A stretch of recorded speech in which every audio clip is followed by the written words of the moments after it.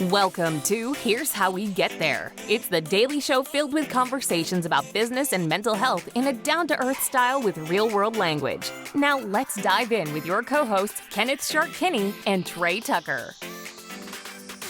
All right, Shark, what does the streaming of an NFL playoff game mean for fans going forward? And specifically, I'm referencing the Chiefs game against the Dolphins, where 23 million people streamed that game on Peacock instead of it being on normal channels that kind of come with your daily package.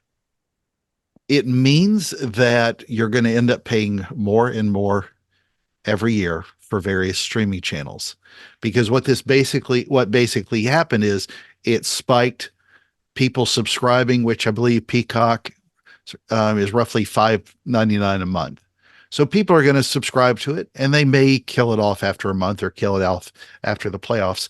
But this is something the NFL loved, because I read where even though it was the most streamed football game ever, they paid like $110 million, Peacock did, for the ability to stream some of these games.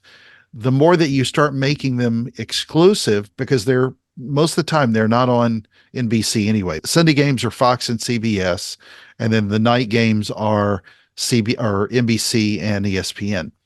So when you start adding yet another network, even though Peacock is owned by NBC, you start pulling in Amazon, which will at some point have an exclusive rights on games. I could see YouTube doing this. I could see 20 other channels doing this, and they're all just a play to raise short-term money. And I think it's really bad for people who are trying to cut the cord anyway, and you're ending up paying more and more and more. It used to be that all these games were covered on the NFL network. Now this is just a money play to get people to pay more and more and more and add more channels and add more subscriptions. It's great for the TV streaming networks, because a majority of people forget to turn off those subscriptions, and then they wonder why they have $200 bill on something they never knew they even started, just so they could watch the Dolphins and the Chiefs. So I think it's really bad for the viewer. It's a great money play for the NFL, but it really ignores a lot of what they need to be focused on, and that's the customer. So what are your thoughts?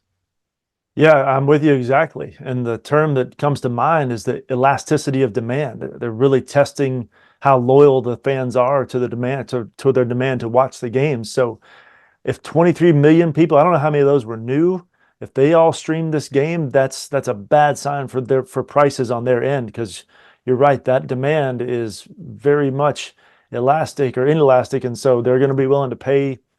I don't know what the price is going to be at whatever point they decide, no, it's too expensive for me to pay for this one game.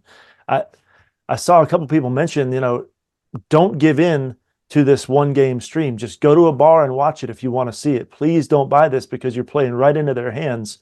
But yet too many people did. So I fear for how expensive these streaming services are going to get because of it. I'm just going to wait until it comes on Tubi a year later. I don't have to pay anything for a game that I never watched anyway. Thank you for joining Shark and Trey on the Here's How We Get There show. Make sure to rate, review, and subscribe to the show, and visit here'showwegetthere.com. That's here'showwegetthere.com.